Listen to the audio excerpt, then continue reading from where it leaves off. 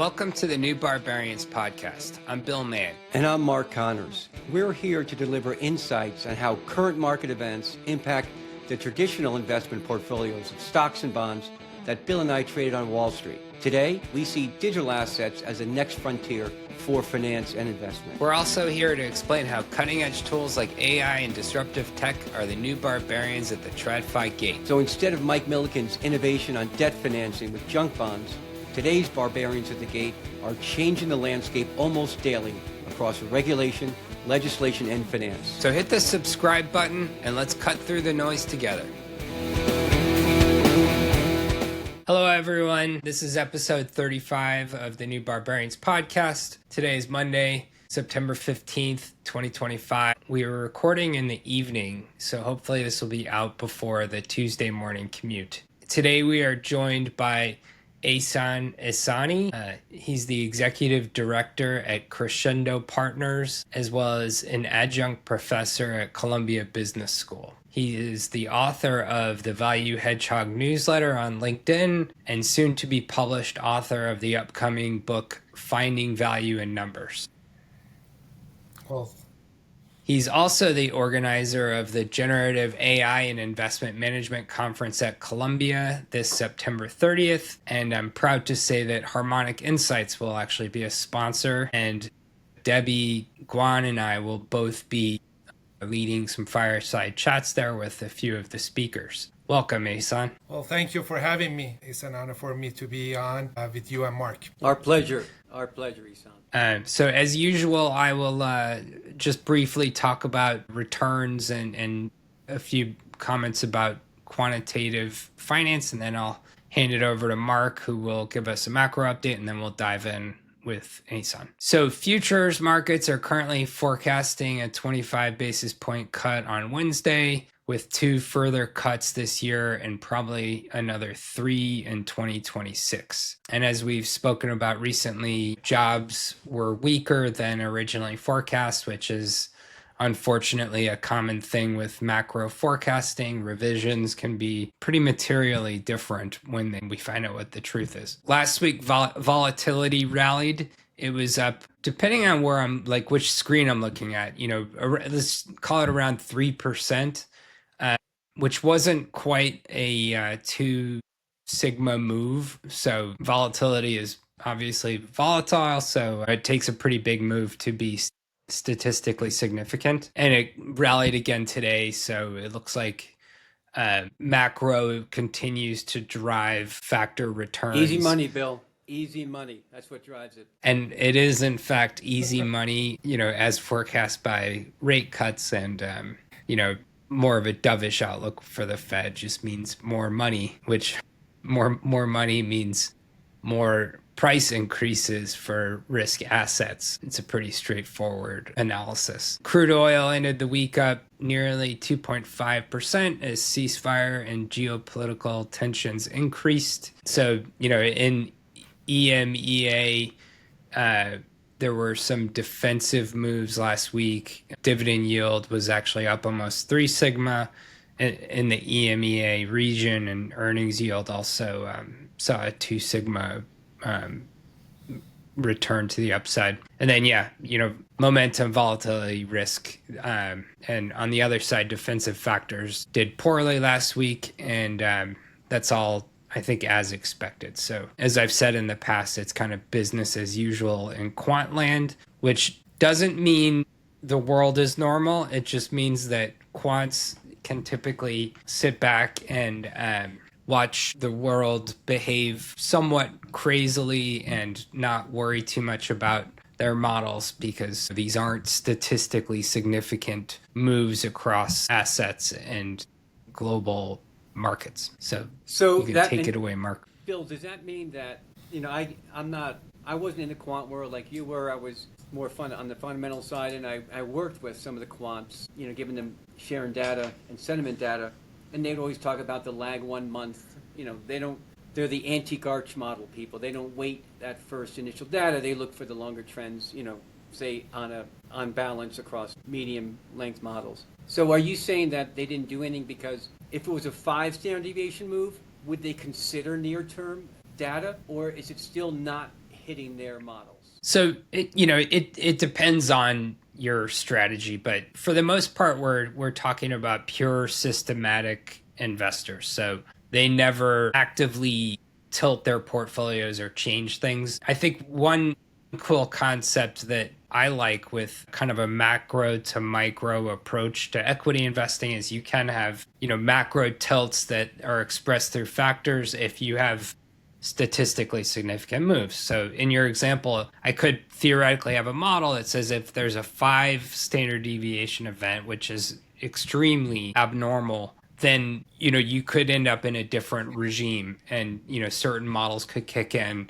You could tilt things to or away from certain factors, and I would think anyone that's doing factor rotation or factor timing would be applying something along those lines. It might be machine learning and AI and some extremely complicated statistical way to get there. But effectively what they would be doing is saying when there's a statistically significant change in prices or factor returns, may automatically pivot your portfolio, again, in a purely systematic way. And so how much of the, not just AUM, but you think of the employment out there, how many people as a percentage in the quant world are focused on what you said, which is, macro and fast moving? Is that 5% or 10% of the systematic money? If you had a book, ballpark it. Yeah, and I think we'd have to ignore CTAs, so Yep. futures, trend following a momentum, those are just going to be following price action. And of course, risk management does kick in with any, like you said, 5 standard deviation event. But yeah, there are purely systematic macro strategies that are often combined in terms of products, and a hedge fund product might combine both, but it's typically a smaller piece. And then of the entire quant complex, guessing 10 or 15% sounds about right. But even then, quants aren't typically staring at the Bloomberg and watching the news. They'll talk about things on T+1,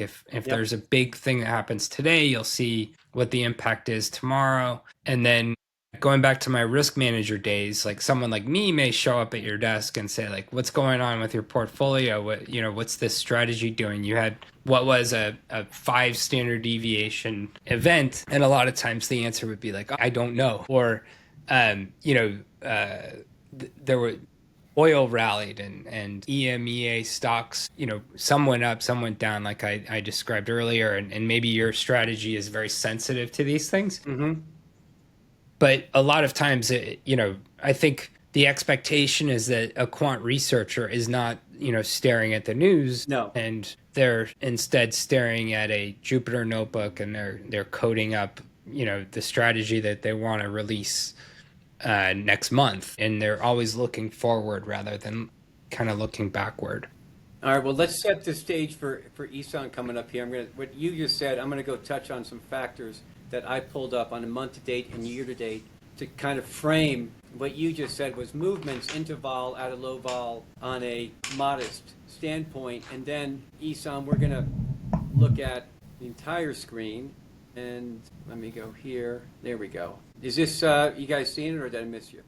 We do not see it. If you're on Chrome, Still not there, right? nah, something flashed, but I don't see And you know what that means, Bill? it. Means you logged in with Microsoft Edge or With my Brave browser that a true Bitcoiner does, but when he gets on the Yeah. other side, it doesn't work very well. So I'm just gonna talk through it. We're not gonna lose anything. Because, Bill, nothing's changed. Guess in the world of global assets, guess what the 2 commodities leading all other assets month to date and year to date and over the past year? would those be gold and Bitcoin by any chance? Gold and Bitcoin. You were tuning in for the past 3 months. Yes, gold and Bitcoin. I think gold might be just a few pennies away from 3,700, 3,680 last time I checked.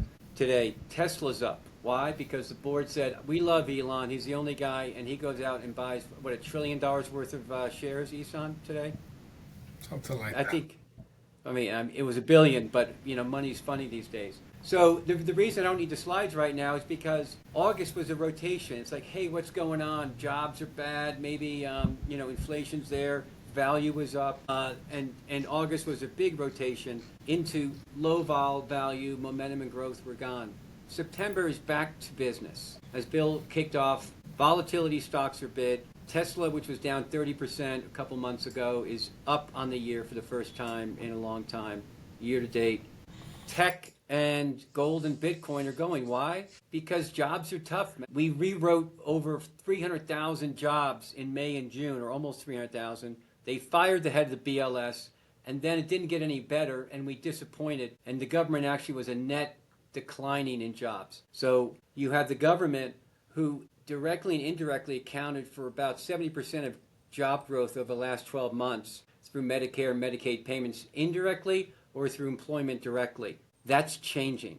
The private sector is in this weird, they say, steady state. They're not hiring and they're not firing because things are happening so fast with AI. They're eating the margin decline until they figure out whether they need, whatever employment roles they have. So Ehsan, I talked to Bill while I was coming over here, and I said, can we discuss what you're doing with the conference on the 3rd, the folks that you're working with at Columbia, because I'm also working with some students at City University in New York, and we're talking about jobs and how to place them.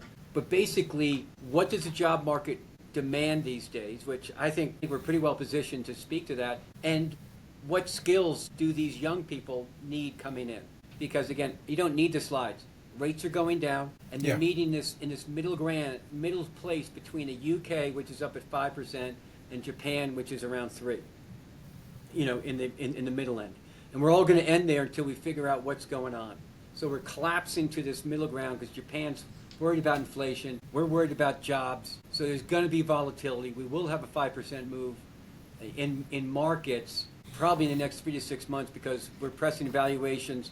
Bankruptcies are coming up on small companies, and the Fed is still tightening on a quantitative basis. And the price of money doesn't matter. It's the supply of money. We need to have more money in because velocity of money is lower, there's hoarding going on, and we're still having failures. So the government needs to add more money. Globally it's happening, but not in the U.S. And before I hand it back to Bill, who's going to cue you up again, what I want to sort of have in this discussion in talking to people, because our audience is barbell. It's kids who are looking to either get into the workplace or realize they don't have the skills. Yeah. And it's the older folks who have a business and they're worried about it going away.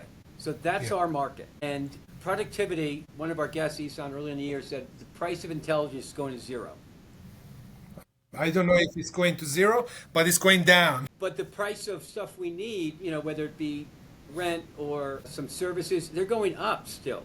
So we're in this drawn and quartered weird environment where companies are forced to reduce their roles because of margin pressures. So employment is going to be going down, unemployment up. And then you have prices going higher. So what should we just sort of put our head in an oven right now and just end it all? Is there a good story right now, Ehsan, you can tell people why should they go to your conference? How can they retool? What's the good news out there? I'm going to throw that at you. Well, I think there is no sugarcoating it on the resourcing side, whether we like it or not. The days of young analysts being 100 on finance and accounting and 0 or maybe 10 on technology, those days are over. You need to know those stuff. You need to have sort of a fat T-shaped profile in terms of a skill set, in the sense that you need to have deep expertise in finance and accounting, but you also need to know good amount about other stuff, including technology, and AI is not an exception. You need to know this stuff. Because I can give you an example. Think about a fund with 3 analysts and a PM, and let's say these are junior analysts. On the salary side, maybe they get 150 plus bonus, and one of these analysts' job is reading stuff and summarizing the stuff that he or she has read in bullet points and things of that nature. Guess what? It's only a matter of time. Change is happening slowly in fundamental and value investing space, but it's only a matter of time before that PM figures out that, okay, there are tools and data sets out there which are good enough, and then, decides to adopt these technologies and let that analyst pursue other opportunities.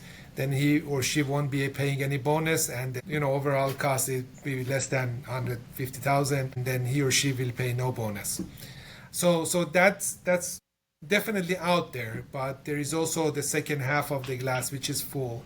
And I think on the plus side, it provides single manager funds, value investing shops, the small funds with tremendous new capabilities. And we talk about some of those in the conference, in the sense that AI can significantly improve the capacity of the small funds to process and analyze a larger universe of names, stocks, securities, and so on and so forth. And when you're able to analyze a larger universe, then you're more likely to land on more promising opportunities. And if you can capitalize on that, that translates into alpha. So on that side, I think AI can definitely be helpful. So that's the plus side. That's my Got it. on it. And I think, as you've learned, Gen AI is probably one of the big focuses where new entrants into the job market can actually make a difference because they are so productive in helping you do your own research or to answer questions. The focus of the upcoming conference is Gen AI rather than just broadly artificial intelligence. It's generative AI, which means LLMs. It's ChatGPT, Grok, Gemini, etc. How does that Claude. differ than AI, Bill? Can you touch on that? I'm not just doing that for other people. I also want to reiterate what that difference is. Sure. And I did want to make a few potentially snarky comments before I do that, and before I respond to that. One is, I don't think that they're kids. They're young adults who are entering the job market. And we don't think anyone should ever, quote unquote, put their head in the oven and end it. I don't know if that Bill, was. I think you've been working for bigger companies. No one from compliance is going to get you. Come on. I don't know if that's like a Hansel and Gretel reference. It was about the consuming mother. Yes, it was. Okay.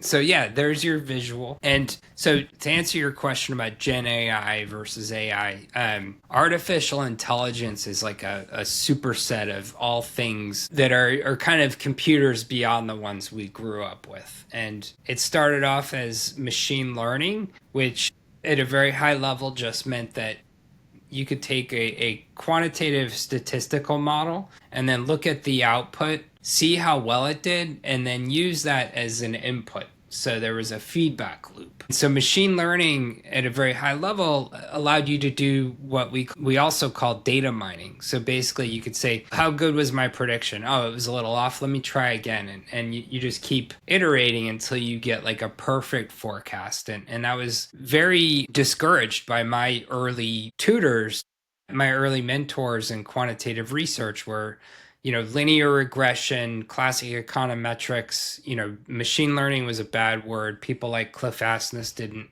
embrace that. But that was really just still doing statistical modeling. So you can think about a linear regression where you have two time series of data, one predicts the other. And when you find a good predictor for an outcome, so, data, stock price, you can have fundamentals being like value predicting stock prices, and that's a pretty good relationship. Ultimately, machine learning was the same thing. You're using time series data to predict, and all you would do is change the outputs of this model, so the coefficients and the parameters. And I don't want to get into too much fancy jargon, but machine learning ultimately is a pretty basic application of artificial intelligence. And I actually used to make my own distinction. There was machine learning, and then artificial intelligence was like more complicated stuff. So that's when you get into neural networks and like these true black boxes where you have,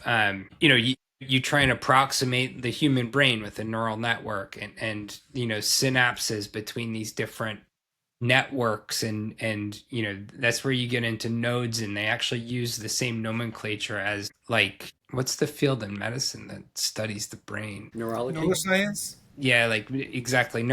It's like they use a lot of the nomenclature from neuroscience. Thank you. And then it expanded even more. Natural language processing was one area in sort of predictive modeling where I started to get more and more familiarity with the black box models and what I used to broadly refer to as AI. And so natural language processing then evolved into the generative AI space. And that is, I guess, the easiest way I would explain some of this is you take a bunch of text and you could take like the entire internet, for example, and every book that was ever written and feed it into a machine and say, convert all of these words into like numbers. And the way you do that is you reduce, text into bite-sized pieces, and then you sort of derive relationships among them, and a lot of times those are, you would refer to those as vectors. So when you ask a question, how do you, and then complete the sentence, the computer starts to get very good at guessing the rest of your sentence, because based on the context of who's asking, where they're located, their search history, so the biggest algorithm of all would be Google, which learned what everyone completed typing when they started saying, how do you, and if it was cook, it could start guessing, okay, how do you cook their favorite food and the ingredients and all this other stuff. And So then that, I know, Bill, like 15 years ago, my wife went to Stanford, and so we'd go out, visit friends, her friends, and they would talk about seeing the Google trucks back up to the Stanford library and put all the books into, they basically had a big card. They went in and said, we're taking out some books today. They literally would go in and take the books out, read them, and put them back. They've been doing this well, I love the fact you just said that they did it because they did the work earlier than others. And then that is actually called training. So the big thing that generative AI brought, so let's just say ChatGPT, and the other ones I already mentioned all do the same thing.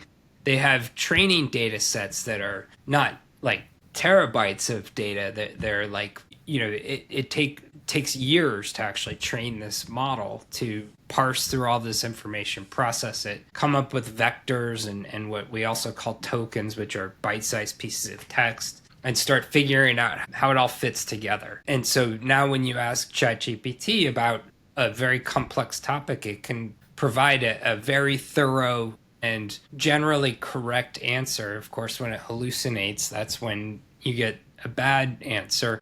Training and retraining and continuing to just load more and more data, questions and answers to the machine allows it to become very, very, very good at guessing what the answer is. And so when you get into generative AI, the machine actually generates its own answer. It's not just going to give you an answer that is consistent with what it saw many, many times. It's actually going to start guessing its own answer. And it's become extremely sophisticated over the past few years. And you see some of these statistical measures of how accurate it's become. How long did it take for the AI to beat humans, and you name the test or the Bar specialty. Exam, things like that. The bar exam, yeah, great example. And so, yeah, generative AI is a kind of specific area where you have this prompt,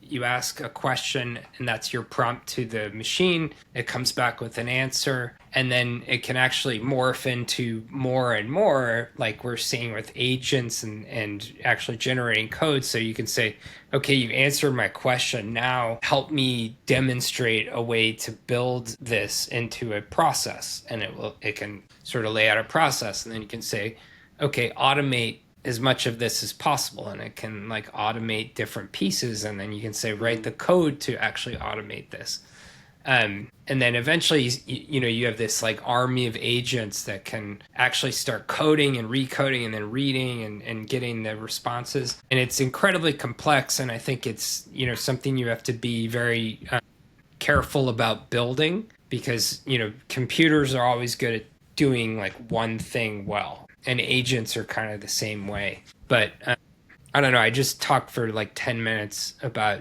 GenAI, and that is in fact what Ehsan is here to talk about. So I should probably let him speak. No, you were spot on, and thanks for the clarification. In fact, our conference is called, as you know, GAIM 2025, which stands for Generative AI for Investment Management. It's happening on September 30th at Columbia. But while you were speaking, you might find this funny. I was thinking, okay, of course, and Mark are both towering figures in the field, but it seems like they're physically also taller than me. Because if you look at yourself and me, I was like, is it because of my seat? And I changed my position. I was like, no, I'm still the shorter one. So I found it funny. I thought I'd share it with That's you. it. Being built low to ground in a very volatile market. It's okay, Ehsan. That's a good place to be. Solid. Right. And I noticed, thought that I your don't know if picture this, I thought that your picture that we had promoting this made you look like Max Planck. Like you look like a very distinguished, like 1930s engineer. I don't know if you, we can't flash it for the audience, but you should go up on YouTube and go with that one. I love that one. So as far as pictures, I think Yeah, you I are on that. actually had I've actually had that type of reaction. Someone told me I think a decade ago, and I was wearing different type of glasses back then. He told me you look like a Soviet scientist from Czechoslovakia. Yeah, I went Germany, but yeah, that's so great. Bill, I think when I want to touch on one thing here that goes into our first sponsor of our podcast. We have a Bitcoin custodian called Unchained, who's our sponsor. I use them. They hold my Bitcoin. What I want to, as I go into this, Ehsan, I'm not going to do an ad read. I'm just going to share about how I use it, why. I'm in Denver now visiting my sons, and there's this place called The Space. It's a Bitcoin workspace because it's Bitcoin and a lot of businesses are remote, and so they get everyone together. And I was talking to this guy who runs it, and what Wyatt was saying is we were talking about AI and Bitcoin and how AI were like, it's going on, but like, how can you make it work for you? Like Ehsan, you just said that the PM may realize that the $150,000 a year guy could be replaced with getting the bullet points from something else. And that's true, but maybe another fund can do it even better. Like AI is changing things so quickly. I don't know if I'm going to be on the right side of the AI, business because it's disrupted a lot. We know what you can do. Go to your conference. That's a good first step, and keep going. Listen to our podcast. You'll be helping the odds. Guys like Microsoft are getting ahead of it, like they're going to the nuclear power plant and they're getting energy. So here's a thought. I think AI and Bitcoin go together, and this is why Bill and I did this whole podcast. AI is... hey guys, if you got anything out of that last segment, don't forget to like, comment, and subscribe. It really helps us grow the podcast and bring you great content. Thanks for the support.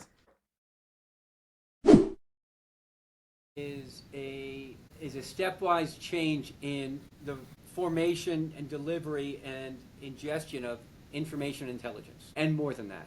And it requires energy, and a lot of it. An incessant, persistent amount of energy. Bitcoin is also a disruptor, I believe, and it requires energy, but not persistent. They are price sensitive. So a lot of these power plants are now putting the two together because Bitcoin will walk away when price spikes. It'll come on when price drops. It's very complementary. And the thing about Bitcoin, which I like, is all of that technology is forced into and channeled into the network for the benefit of the Bitcoin holders, and making it more secure, making it more decentralized potentially as you go to more trapped energy all over the world. So that's one thing I want to talk about is as you look for jobs, balancing AI and Bitcoin. But really what I want to do is figure out a cool way to talk about the ad read. So this company Unchained, if anyone's interested in Bitcoin, there are a lot of ways to buy it. Exchanges, ETFs, you can do the treasury companies, but you really got to hold it. You got to hold the Bitcoin. The ETF wraps it. Wall Street loves wrappers. In the old days when bonds were around with warrants, they took the warrants away, gave you the bond. Like anything they sell you, it's going to be less than.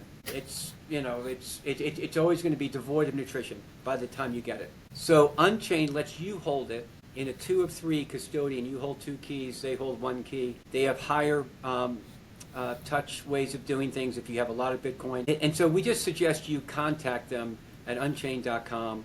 Again, I use it.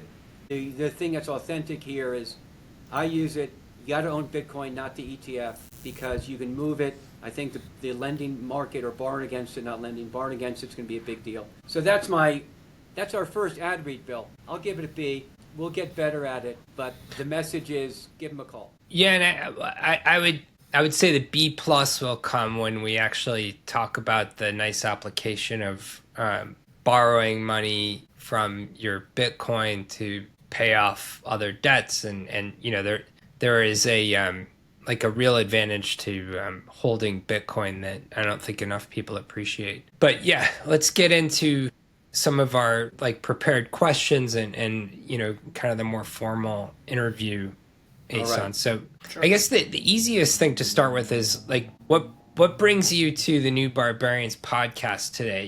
It seems like you in the intro I gave a few clues into where you are now, but how did you end up as a blogger and adjunct professor who's organizing conferences at Columbia University? Yeah, I mean, my background, I spent more than 15 years in a management consulting world before transitioning to investment management. And, one thing that you get exposed to a lot as a consultant is problem solving. You have to deal with a lot of different types of people, and you kind of need to understand and help companies transition from good to great, or from a status quo which is not necessarily ideal to a status where you want to be. I think this type of a skill set, this type of sort of things that you get exposed to come really handy when you become a value investor or you become a fundamental investor.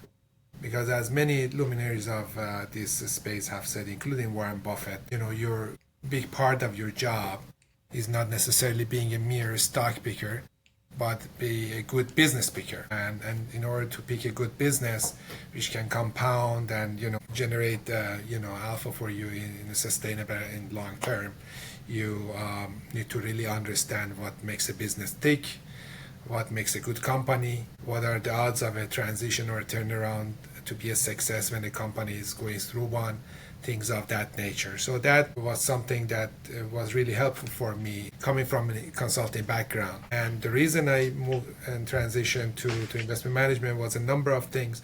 One of them was during the course of my career, I got exposed to a few investors, including an activist investor who really made an impact in a company that I was working with. And I was like, okay, I want to, be in his shoe, doing stuff like that. And one thing led to another, and over time, the interest became an obsession, and obsession became into a career. So that's how I ended up as investor. And when it comes to teaching at Columbia and writing a book, I think, thanks God, there is some reinforcing component between these elements that I talked about, in the sense that I teach generally about the stuff that I work on in a day-to-day basis.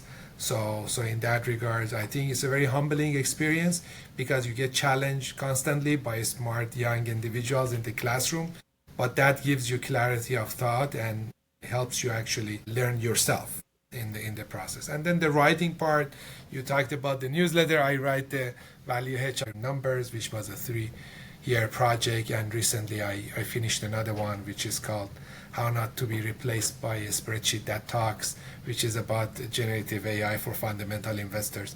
These have been the result of some of those interaction, learnings, readings. You kind of feel you want to share them with the broader community, connect with like-minded people. So that was one main motivation for me to sort of put pen on paper and write this stuff, especially on the newsletter. And the books are coming out shortly, less than a month from now and 3 months from now, respectively. But especially on the newsletter, it has been really highly rewarding. I come to know new people, become friends with them,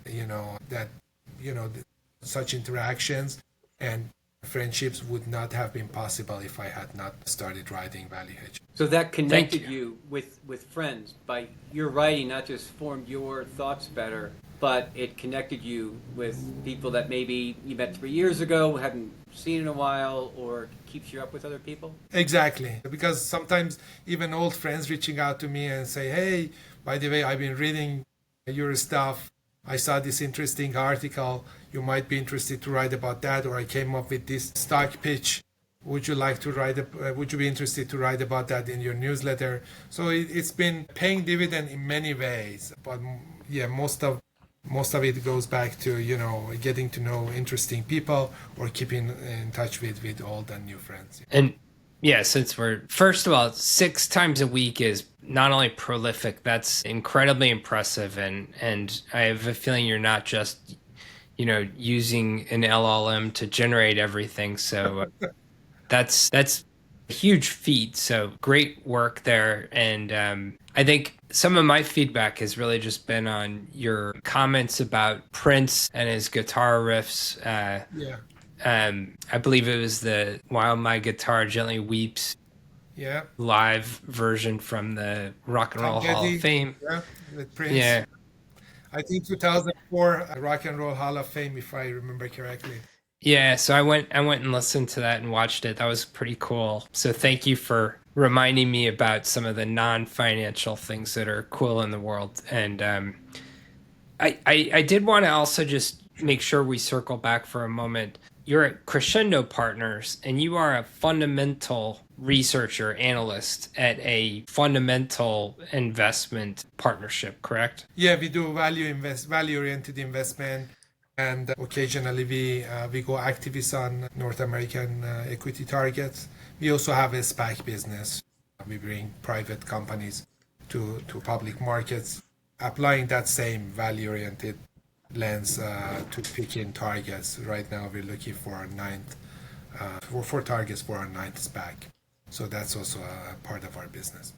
So what's kind of cool about having you on is also the fact that you're a new type of guest for our audience, because it's all quant research, it's all tech, crypto, but I don't think we've actually had a more traditional value investor on here. So that's cool. But what's really cool is the crossover. Then you, as a value fundamental investor, are embracing generative AI, which in my world was, I didn't think anyone would ever really know what I'm talking about when I start talking about things like AI and the the distinction between machine learning and natural language processing and all this kind of stuff. And now it's like, on Super Bowl commercials and stuff. So yeah, it's pretty cool that you're embracing what I'll call some of the more traditional quantitative research tools, such as generative AI, which, who am I kidding? Everyone uses ChatGPT now. So everyone uses them, but I think whether we like it or not, we gotta embrace it, because the nature of the game is changing. I mean, we in the finance world have this tendency to make this big, like in the 90s, we were saying, .com is going to take over, and then it was social media, and then machine learning, etc., etc. It was mobile commerce in maybe late 2000s. This is different. This is going to, I think, fundamentally change the nature of how it's being done in many industries, including investment management.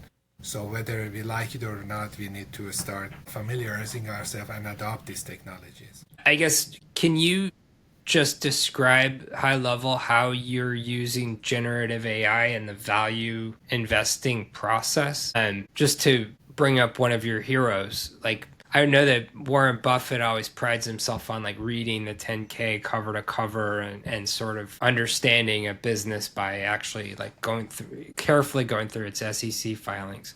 So I'd be curious, anticipating that maybe it's helping you with text, how you sort of differentiate between that ideal and I think you can use it in a lot of different capacities. Let's say from tactical use cases, let's say you're an activist investor, you want to generate different forms or formats or tones of activist letters, compare them with each other, see, how one contrasts versus the other, stuff like that, to more high level tasks to look at the portfolio, see if the thesis tracking for the positions that you're holding. You could do all sorts of things like that.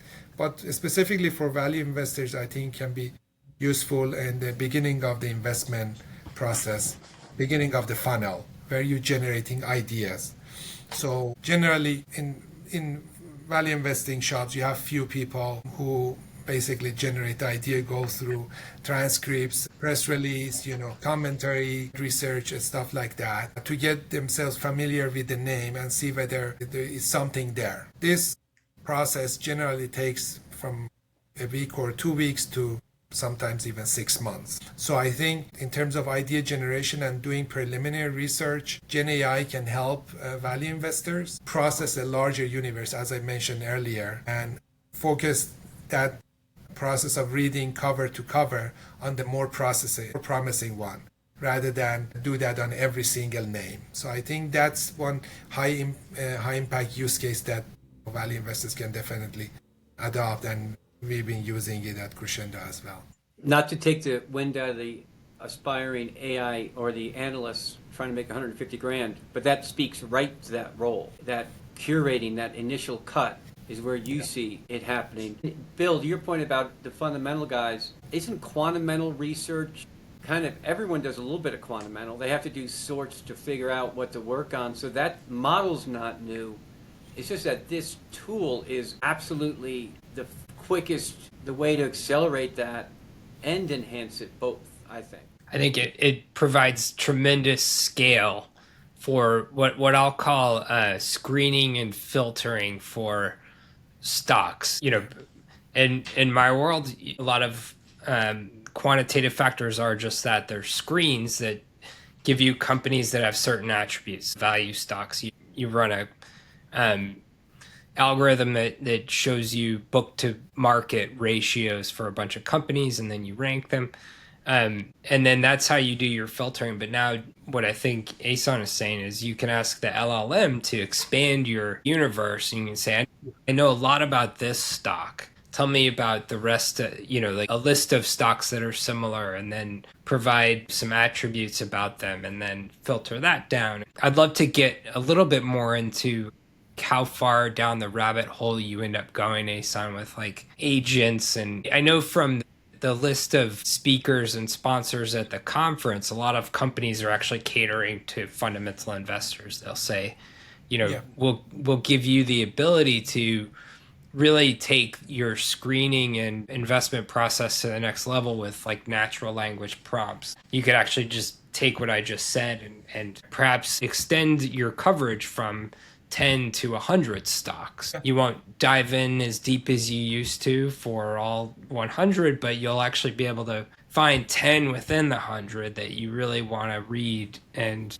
learn everything about. And so that scalability is actually a concept that I think hopefully everyone's catching on to, because I think that will be the differentiator with, call them the new job entrants, like who can get answers about a lot of things quickly by finding the right questions to ask the machine and to improve on those questions throughout their career. And ultimately, like a lot of your questions as a junior analyst come from your boss, right? Like they ask you a bunch of questions and you go back and you're like, well, what did they want? And it's, I think, a very similar process where you can like train the machine to think like your boss, who has a lot of experience and has been burned before. And so they know what they want in a company and what they don't want. And you can start to train your prompts and these questions you're asking the machine to preempt some of those questions that you always ask. And you'll just get better and better at analyzing companies if you use these tools. Yeah, I think in general, traditionally, value investors and fundamental investors, many of them have been generating ideas in one or more of the following three ways. One is top-down, which is, as you mentioned, is generally screens. I'm going to look at, low price to book, cash flow yield, or things of that nature. Second is more ad hoc. They go to idea dinners. They talk to their fellow value investors. They read a lot of newsletters. They read newspaper articles, reports, things of that nature, and come up with ideas like that. And then the third one is investing based on themes. They come up with trends. They divide them into sub-trends or sub-themes, and then monitor a few companies within those sub-themes and see which one is a more promising one. Right now, what GenAI has enabled investors to do is enhance the quality and performance of each of these three. Now, you can use screens based on quantitative factors, but GenAI allows you to also screen based on qualitative factor. For example, I'm looking for a company which is going through a turnaround with able management who has had track record of successful turnarounds, at least 2 times before. That was something that was not possible, a couple of years ago in your Cap IQ or Bloomberg screen. Now you can do that with GenAI. Or when you go to ad hoc idea generation, you could only read maybe 3-4 newsletters, maybe a day or per week. Now you can do 40, asking GenAI to summarize the key themes and compare that with the, proven themes that you have sort of been investing based on in the past, things of that nature. As you can see, it tremendously and significantly increases the capacity of you to process, opportunities, and that, translates, if you have a structured process, into alpha at the end of the day. Cool. And I did touch a little bit on the different sponsors and participants in the conference itself. Which I guess I should just pull up the agenda, but which session of the conference do you expect to be the most interesting to our audience will be fundamental investors. They won't be necessarily quants. In fact, the quant conference is this week on Friday. Yeah. And then, the Rebellion research one that you may or may not go to because you are, again, a fundamental value investor. But let's face it, the post drinks is going to be much more fun at Ehsan. I mean, I like it, right? I mean, let's just call it out. But go ahead.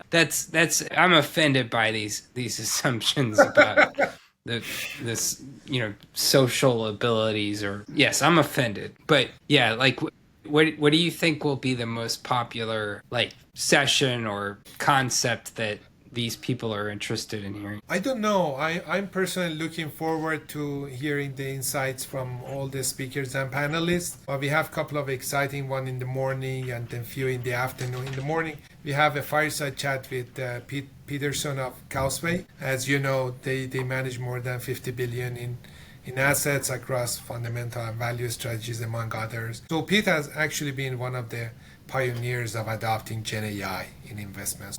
He's going to talk a little bit about the evolution of GenAI usage in his firm, how the impact has been on the organization and on analysts' day-to-day life, and how basically to stand up such capabilities. So that's one which is interesting in my view. Another one which I'll be moderating is a fireside chat with a few executives from AlphaSense. They're going to talk about what they've been hearing from customers in the market, not about AlphaSense, but in general about GenAI solutions, where the demand is going, what type of features are in high demand, things of that nature, and where they see market evolving. So that's another one to watch. And then we have panels with companies like PineGap, Quantly, Hudson Labs, Portrait Analytics, and so on. These are promising startups working on different parts of the investment process. Discussion would be on specific use cases that they have found interesting in respect to doing investment research. They've been talking about how to scale GenAI capabilities, moving from ChatGPT to more sophisticated aging workflows and more sophisticated finance-specific tools, how to deal with issues like privacy and security, things of that nature. If the company or fund is already using these technologies, how to mature them, make them more advanced. So that's basically the gist of some of the panels that we'll have in when Bill told me about this, I basically said, let's get a ticket. The suggestion, the advertisement, which is not a sponsor, but it's more of the reason we got together, hang out with smart people. When I wanted to do a podcast, I went to Bill, I said, I'm doing one on Bitcoin. He said, well, hold on, AI's popping. I want to do one on AI, let's do it together. And right. That was not my plan. And what I think is happening now, when you got a technology platform like Discord that is now the platform that countries like Nepal have used to vote in a new government over the weekend, like they did or last week. When you have the Bureau of Labor Statistics being fired midstream because they don't know what the employment situation is like, when the U.S. government is getting stakes in public companies for the first time ever, like in Europe, which is dying on the vine in a growth standpoint and grabbing value wherever it can. When you see all these signs of change, maybe, pick your head up, get away from the computer, and jump into the city to a place where there are people that are different than you, they're in a space that's moving.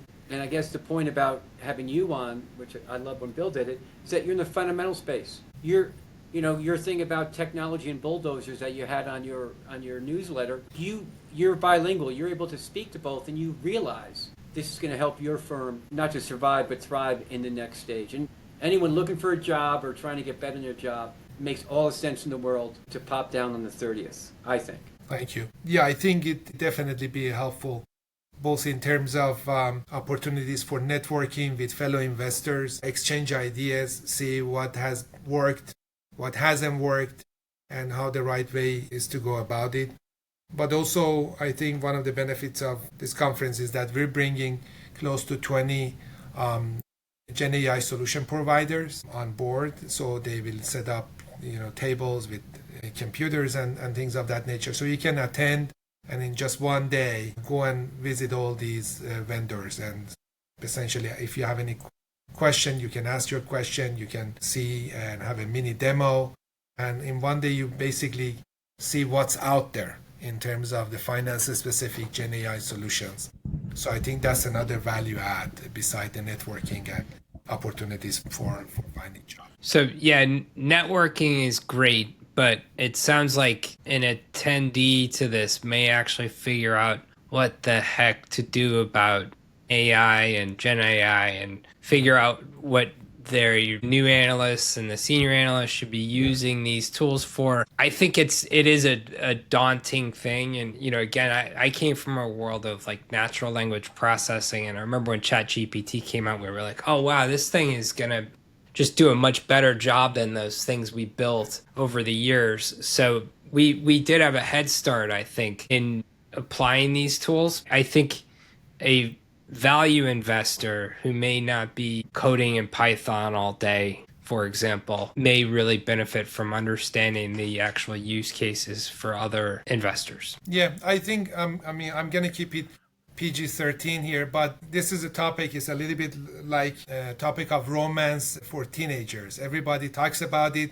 Nobody knows how to, precisely do it. And their idea of it might not necessarily be as it should be. So I think this is an opportunity to enhance their understanding on these technologies. And I think that's a necessity, because in the long term, my personal view is that GenAI is not going to replace judgment. So I think in maybe 5-10 years from now, we're going to have a bifurcation of performance in fundamental and value investing shops. The ones who use it extensively and they have the right judgment. And for those folks, it allows them to process huge amount of data compared to maybe 5 or 10 years prior and get ahead. And it's a double-edged sword. The ones who don't have the right judgment, it actually exacerbates the situation because they will have failures on a steroid. So in that regards, I think it will have tremendous impact on the marketplace and how the players will perform a few years from now. But whether we like it or not, or we need to learn about it. So this is a good starting point. So garbage in, garbage out still stands. Exactly. Or the physicist, initial conditions, same thing. Yeah, no doubt garbage in, garbage out is a big problem that's only going to get worse. You do see some of these people with expectations like the computers can just replace the humans that have all this experience. And it's true that they can replace certain processes that are kind of rote and repeatable and easier, but they're not going to replace the judgment of people who evaluate a management for a company that they want to really invest in for a long time. Yeah. Again, you'll be able to encode more and more of the human judgment process, but yeah, human in the loop will prevent, true garbage in, garbage out. Like a trained one. Back in, I didn't realize I was going to focus this much on the conference, but I'm out here in Denver. Again, I met with these guys, different folks. I'm coming out again, Bill, to speak at these conferences, and meeting people is all the difference in the world. They even look different than when you see them, and there's just more information. So an agent cannot go to your conference, at least without the help of a person. So if everyone's back to Bill's point, we're not, the hyperbolic oven comment was basically about people being down in the mouth about the job market. And, you can be, but get your stuff together, get out, put yourself at risk and talk to someone, for God's sake, and they may have something to tell you they didn't know.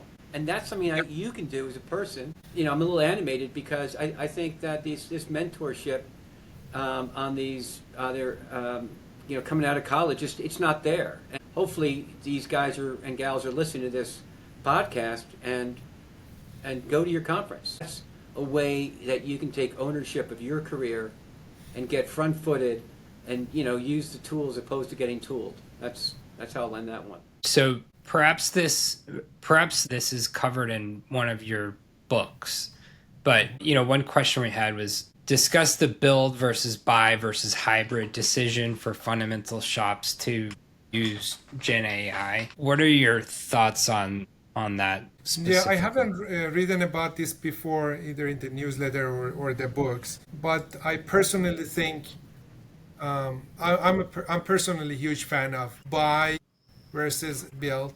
I think ideally you buy and do some customization, or do buy and do a little bit of a build, but not extensive build, because I think these type of technologies are evolving really rapidly, and especially for small shops, we are investors at the end of the day. We don't have time or expertise to go and start building this stuff from scratch ourselves. And the technology is getting better. You can mix and match different modules, different solutions, connect them with each other, bring new data sets, and do things of that nature out of the box, or with some slight customization, and get good results. So I don't think, at least not until you're a very, very large, multi-billion-dollar fund, I don't think building this stuff from scratch makes sense. But that's my personal view. You might disagree. I think we've found that we agree on a lot of things, and on this we're definitely in agreement. Coming from quantitative investment, quantitative investing and quantitative research, the build versus buy question comes up all the time. And early on, you had to build everything because there weren't providers, there weren't technology solutions for a lot of the things that early quants were trying to do, so they had to build everything. And that can become very burdensome later on. And anytime you can buy something that a specialized technology company is going to deliver, there is no question about the value proposition. They will always win because that's what they're focused on. We're focused on investing even in quantitative research, even in specific parts of the process. I'm always a proponent of buying over building if possible, and maintaining. You don't have to maintain and upgrade technology. Like, imagine if you built all of your workflows around any given generative AI tool. So don't build everything around ChatGPT because Claude is going to be better at certain other things. And it would be a big mistake, I think, to build everything around any given one. The world is changing so fast that, not only do you need humans in the loop, I think you need multiple operators and multiple tools, and to always keep your eye out for the next thing. And look at the amount of capex that these companies have. If you want to have something respectable, it will not only eat all your management fees, but then some. So it's just a no-brainer, in my view, especially for a smaller fund, to just buy the solutions and customize them. Yeah, and just to give the flavor about how I approach it, if I belong to a gym down in our house in New Jersey, and I bought an annual membership, because I'm going to go and the machines aren't going to change that much, and I'd rather get the 15% discount annual versus monthly. When it comes to my models, I'm monthly on all of them, because the whole environment's so variable, and they're trying to get you to buy annual, and I'm not going to do it because I don't know what. So that, I think, to buy it versus build it, as you said, they're spending billions, you can't, and you can rent it monthly while you figure it out, and it's just a much better dynamic. And then invest, as you said, I quote Bill's thing all the time. One of his mantras is higher, better purpose. That's not what you do. That's not what I do for a living. Exactly.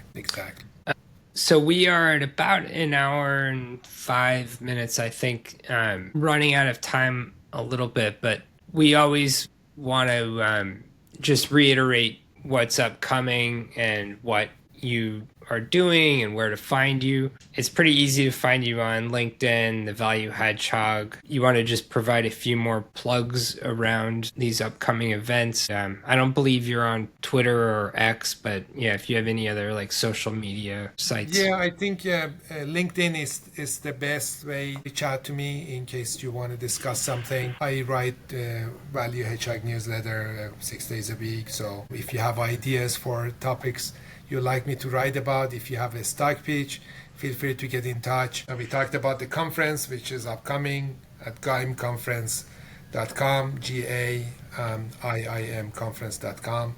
And then I have these 2 books coming out. One is called Finding Value in Numbers. It's coming out in January 13 from Columbia Business School Publishing. Mario Gabelli was kind enough to write the foreword for it. I was really honored, and it has received good feedback. I have received good feedback from people who've read it. So check it out. It's on Amazon. And I was delighted to see that it was #1 hot new release on Amazon, even though it's not out yet, but you can pre-order it.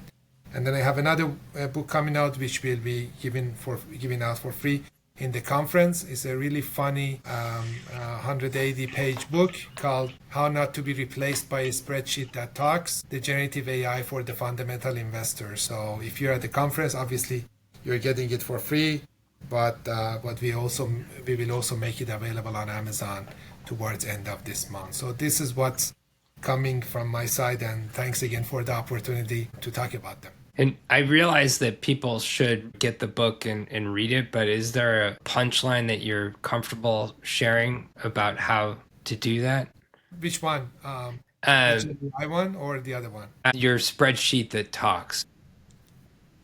Well, if you like, I can share the first few chapters with anyone who is interested. Just get in touch with me on LinkedIn. I send you the first 5-6 chapters. Okay, but people will find out how not to get replaced, hopefully. Well, the book is about giving you a mindset. I think at the end of the day, if we don't do anything, all of us will get replaced. But if we adopt the right mindset, adopt these technologies, embrace them, use them, we will have at least some protection. That's the punchline, I guess. Along the way, the book also talks about some tips and tricks on how to adopt these technologies. So that's basically the high-level summary of it. Great. Awesome. With some humor. Exactly. I mean, if you like cartoons, each chapter has a cartoon. We bought the rights of those cartoons from New Yorker illustrators and some other artists. So I think you will learn a little bit, but you will certainly laugh a lot. Good place Awesome. to be. And you read it, yeah. Well, I will see you and everyone else at the conference on September 30th. And Mark, anything else to add? Nope, that's it. Ehsan, thank you very much. So that's going to be at Columbia University, is that correct, New York City? Yeah, at Alfred Lerner Hall, and we can connect offline. You're invited. Good. If Well, you have that's nice. time, We're we also can going to allow have you it in our to. show notes, Ehsan, so that we're going to have it when people listen to podcasts. They're not going to write it down, and we'll also have the Unchained.com information about how to contact those folks when you want to buy Bitcoin on the right way, so that you can play the long game and be your own self-sovereign there. So get smart, go to Ehsan's conference and stay wealthy, buy Bitcoin. Nice day. Glass is half full with the new Barbarians here, folks. Thanks all. Have a great day. Thank you. Take care.